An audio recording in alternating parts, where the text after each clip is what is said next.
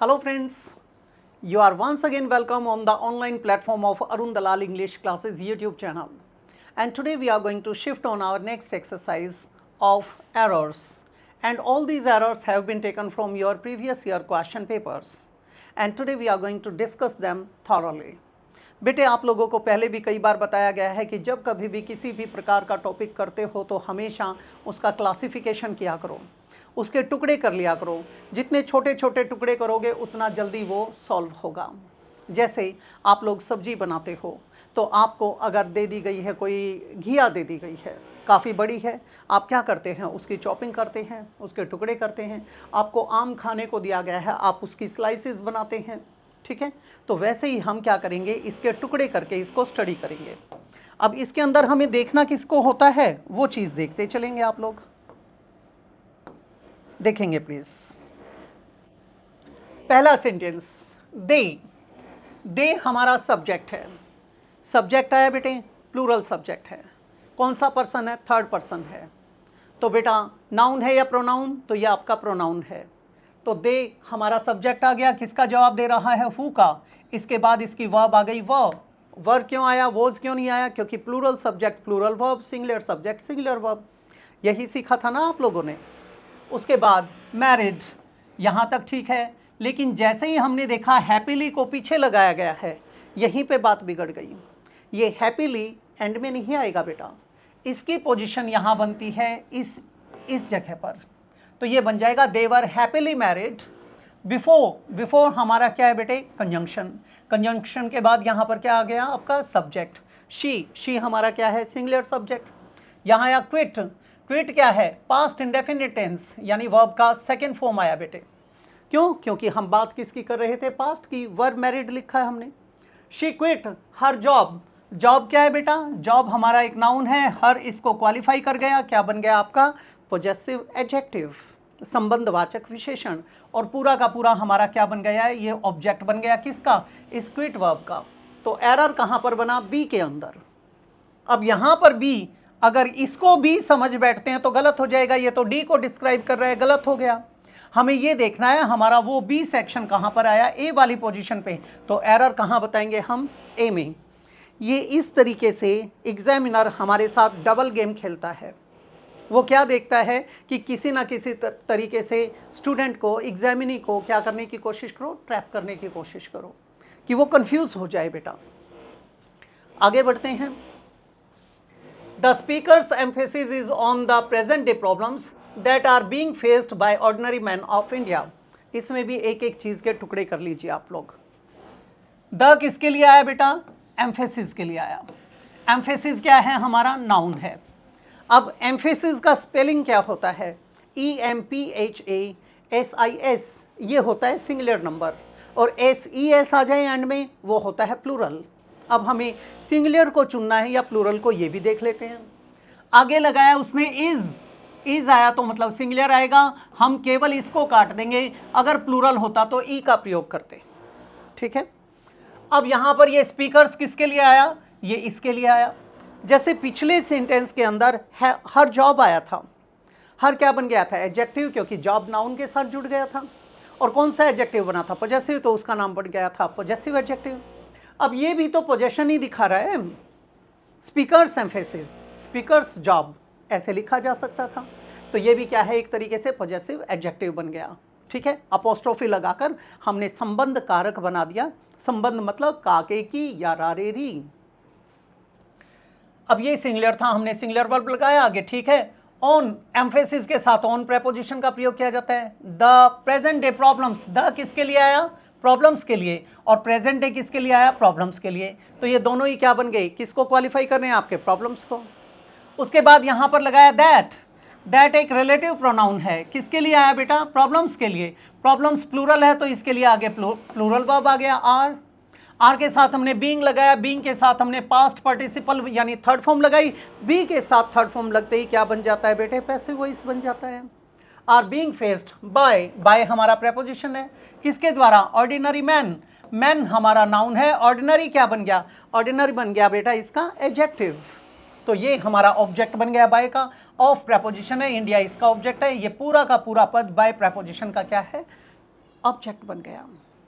तो एरर कहाँ जनरेट हुआ हमारा, एम्फेसिस में। पहले में बिल्कुल ठीक है, दैट आर बीइंग फेस्ड हमने एलिमिनेट कर दिया। On the present day problems बेटा ये भी सही है, एलिमिनेट कर दिया। By ordinary man of India ये भी बिल्कुल ठीक है, इसे भी एलिमिनेट कर दिया। द स्पीकर्स एम्फेसिस यहाँ पर एरर आ गया, हम इस एक एस को काट देंगे। They want to live in the first floor of this building, they हमारा सब्जेक्ट है, प्लूरल वर्ब आएगी, क्यों, क्योंकि सब्जेक्ट क्या है, प्लूरल है।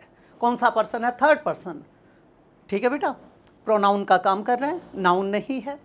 हु का जवाब दे रहा है, इसके साथ वांट प्लूरल वर्ब आ गया, इसके साथ टू इन्फिनिटिव आता है, टू लिव, ठीक है। I want to go, she wants to dance, इस तरीके से होता है। इन द फर्स्ट फ्लोर, बेटे फर्स्ट फ्लोर जो ये हमारा तल है इसके ऊपर रहेगा ना बंदा, तो इसके अंदर थोड़ी ना रहेगा, ठीक है। तो क्या आ जाएगा, अगर होता ना in a flat on the first floor लिखते फिर हम, लेकिन फर्स्ट फ्लोर के लिए तो क्या आएगा, इन नहीं आएगा, क्या लगाएंगे बेटा, on the first floor of this building, of preposition है, दिस किसके लिए है, बिल्डिंग के लिए, बिल्डिंग नाउन है, ये क्या बन गया, adjective.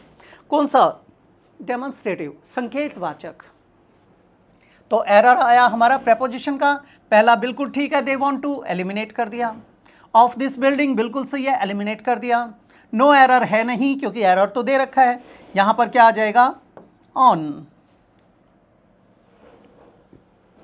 We has already seen that movie many times before. We plural subject है, फर्स्ट पर्सन है, और क्या है, प्रोनाउन है। प्लूरल वर्ब आनी चाहिए है, हैव, हैज हमारा सिंगुलर होता है, इसका मतलब यहीं पे एरर निकल आया, क्या आ जाएगा, हैव, वी हैव। ऑलरेडी एक एडवर्ब है बेटे। सीन हमारा वर्ब का थर्ड फॉर्म आया, पास्ट पार्टिसिपल। जब कभी भी हैव का कोई रूप आता है और किसी चीज के कंप्लीशन का बोध कराता है, परफेक्शन का बोध कराता है, तो हम क्या लगाते हैं बेटा, थर्ड फॉर्म, ठीक है, इसे कहते हैं पास्ट पार्टिसिपल। बिल्कुल सही है। वट दैट मूवी, मूवी एक नाउन है, ये इसको क्वालिफाई कर गया, क्या बन गया, एडजेक्टिव। कौन सा एडजेक्टिव है, डेमोन्स्ट्रेटिव, संकेतवाचक। पूरा का पूरा क्या बन गया, ऑब्जेक्ट किसका, सीन का। मैनी टाइम्स, मैनी टाइम्स क्या है बेटे, उसके रेपिटेशन को बता रहा है, उसकी फ्रीक्वेंसी को बता रहा है। अब ये क्या था आपका, मैनी टाइम्स जो आया ये एडवर्बियल फ्रेज बन गया। बिफोर, बिफोर भी एडवर्ब बन गया बेटे आपका। तो हमारा एरर कहाँ आया, यहाँ वी के साथ हैव आएगा। अब वी तो नीचे लिख रखा था, ये तो सही है, एलिमिनेट हो गया। यहाँ पर हैज की जगह पर क्या आएगा, हैव सीन। तो एरर बना हमारा ए के अंदर। Choose the correct option. अब बेटे आपको एक ही स्टेटमेंट को कई तरीके से लिख कर दिया गया है। हमेशा एक चीज़ का ध्यान रखेंगे कि कभी भी आपको एक स्टेटमेंट को ऐसे गलत तरीके से लिख कर दिया गया हो तो सारों को कभी भी मत पढ़ना। गांठ बांध लीजिए इस चीज़ की, लाइफ में कभी भी चारों को नहीं पढ़ेंगे, हमें कंपेयर करना है बेटा। और जहाँ पर कंपैरिजन है, डिफरेंस है, वहीं पे एरर है। तो हमें क्या देखना है, डिफरेंस देखना है। थ्रो, चारों के अंदर थ्रो बिल्कुल सही दे रखा है। यहां पर आया the roundest stone, the roundest stone, बेटे सबसे गोल पत्थर। अब ऐसे कैसे जस्टिफाई करोगे, या तो सीमित होते और उनमें से हमें किसी एक को छांटना होता, तब तो हम कर भी सकते थे। अब यहां पर थोड़ा सा गड़बड़ हो जाती है। To create ripples in the water, अब ये हम इसको नहीं लेंगे इस डिग्री के कारण। ए मोर राउंड स्टोन, बेटे मोर राउंड गलत हो जाएगा। क्यों गलत हो जाएगा, राउंड, राउंडर, राउंडेस्ट होता है नो डाउट, लेकिन मोर राउंड का प्रयोग जब किया जाता है जब हम दो एडजेक्टिव्स यानी दो गुणों की तुलना करते हैं, वहां पर यूज करते हैं, ये तो गलत हो जाएगा, ठीक है। अब मोर राउंड वाला भी कट गया, अगले में फिर से मोर राउंडर आ गया। मोर और राउंडर हो नहीं सकता क्योंकि यहां पर ये सुपरफ्लुअस बना रहे। तो क्या आ जाएगा, a round stone to create ripples in the water, हमारा क्या आ जाएगा, डी ऑप्शन। तो मैंने क्या बताया आप लोगों को बेटे, टुकड़े कर करके जितने बारीक करोगे उतना बढ़िया सीखते चले जाओगे। द डांसर्स, द हमारा आर्टिकल है, किसके लिए आया, डांसर्स के लिए। डांसर्स हमारा नाउन है, द डांसर्स पूरा सब्जेक्ट बन गया। किसका उत्तर दे रहा है, हु का। स्वेड, स्वेड हमारा क्या है बेटे, वर्ब का सेकंड फॉर्म। सेकंड फॉर्म क्यों है, थर्ड क्यों नहीं है। अगर ये थर्ड फॉर्म होता, पास्ट पार्टिसिपल होता, तो इससे पहले हैज़, हैव, हैड आदि का कोई रूप दिखाई देता, या फिर बी के साथ थर्ड फॉर्म बनाते तो पैसिव वॉइस होना चाहिए था। या फिर क्या होना चाहिए था, कोई एडजेक्टिव होता तो थर्ड फॉर्म के रूप में यूज़ कर सकते थे, या फिर पॉजिटिव वर्ब के बाद का एक्शन होता तो हम कर सकते थे। वो तो कुछ भी नहीं है। इसका मतलब ये क्या है, second form, the dancer swayed dainty, यहीं पे एरर आ गया बेटे। बेटे गांठ बांध लीजिए इस चीज़ की कि जो एडवर्ब है वो डेंटी थोड़ी ना होता है, डेंटिली होता है। अब यहीं पे वही बात आई है कि एडवर्ब जैसे हमने मैरिड हैप्पीली वाले में किया था, वही चीज़ यहाँ पर आ गई। तो यहाँ पर आप किसका प्रयोग करेंगे, डेंटिली, DAINTILY, ये बन जाएगा DAINTILY, यहाँ पर ये आ जाएगा। कहाँ, on the stage, on preposition है, द स्टेज के लिए आया, द स्टेज हमारा किसका ऑब्जेक्ट बन गया, ऑन का। बता किसको रहा है, प्लेस को, क्या बन गया, adverbial phrase of place. Last night किसके बारे में बता रहा है, व्हेन का जवाब दे रहा है, ये एडवर्बियल फ्रेज ऑफ टाइम बन गया। एरर कहाँ था हमारा, एडवर्ब का, स्वेड डेंटली, ये तो फर्स्ट पोजीशन पे ही दे रखा है, यहाँ लगा देंगे, और DAINTILY ये बन जाएगा हमारा एडजेक्टिव। इज इट क्लियर, कोई डाउट नहीं अब, ठीक है। अगला क्या कहता है बेटे, we feed the horse oats for a week. We हमारा सब्जेक्ट है, फीड हमारा वर्ब का फर्स्ट फॉर्म है, यानी प्रेजेंट टेंस है, प्लूरल नंबर है, क्यों, प्लूरल सब्जेक्ट था। द हॉर्स हमारा क्या है बेटा, ऑब्जेक्ट है। ओट्स क्या देते हैं हम उसको, ओट्स देते हैं। अब बेटा ओट्स जो आया है ये भी ऑब्जेक्ट है, किसका जवाब दे रहा है, वट का। इसने किसका उत्तर दिया, वट का। इसने किसका जवाब दिया, हु का, हुम का। होम किसके लिए आया, ऑब्जेक्ट के लिए, और वट किसके लिए आया, आपके ऑब्जेक्ट के लिए। लेकिन जो वट का जवाब यहां दिया जा रहा है ये क्या बन गया हमारा, ये बन गया डायरेक्ट ऑब्जेक्ट, और ये क्या बन गया, ये है indirect object. For a week कब तक बेटे, फॉर एक सप्ताह तक, because it had eaten all the hay, क्यों, ये हमारा कंजंक्शन है। ईट किसके लिए आया बेटा, हॉर्स के लिए, उसका प्रोनाउन है। हैड ईटन खा चुका था, इसका मतलब यहाँ फीड वर्ब की फर्स्ट फॉर्म नहीं आएगी, यहाँ तो वर्ब की सेकंड फॉर्म चाहिए, पास्ट टेंस चाहिए। तो क्या आ जाएगा, फेड, फेड यानी FED, हम इसे काट देंगे। We fed the horse oats for a week because it had eaten what all the hay, सारा का सारा भूसा, चारा खा चुका था वो, ठीक है।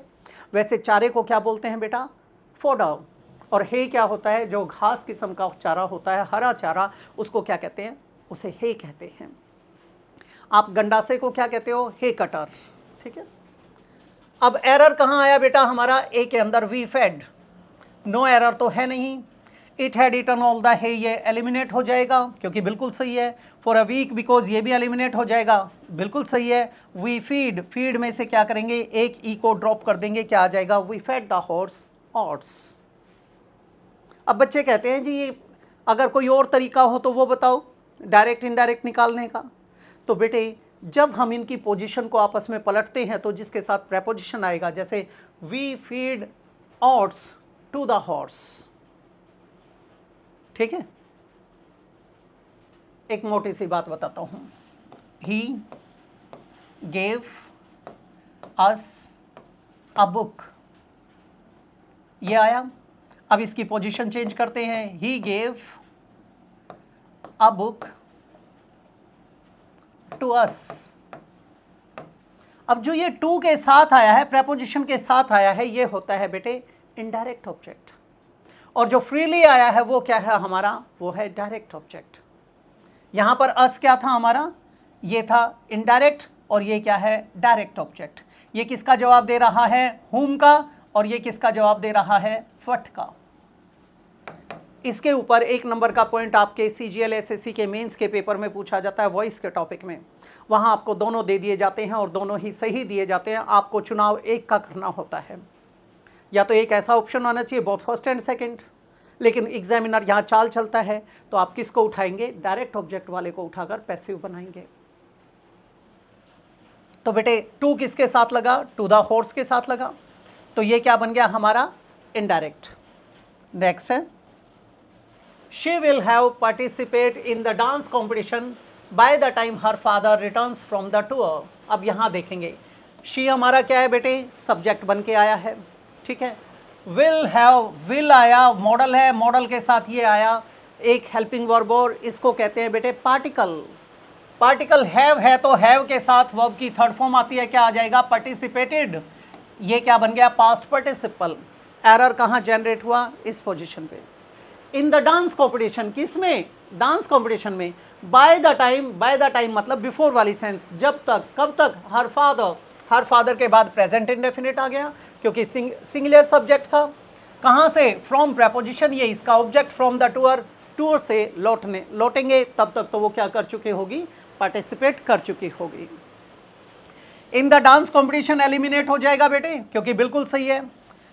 By the time her father eliminate हो जाएगा, बिल्कुल सही है। शी विल हैव, हमारा किस में आया? सी में, क्या आ जाएगा यहां पर? विल हैव पार्टिसिपेटेड, ये बन जाएगा। नेक्स्ट बेटा, they will not attend the finale event as they are going away at the end of April. बेटे दे हमारा सब्जेक्ट है, विल मॉडल है, मॉडल के साथ ये एडवर्ब आ गया, नेगेशन आ गया, अटेंड वर्ब का फर्स्ट फॉर्म है, बिल्कुल ठीक है, future indefinite tense. They will not attend क्या? The finale event.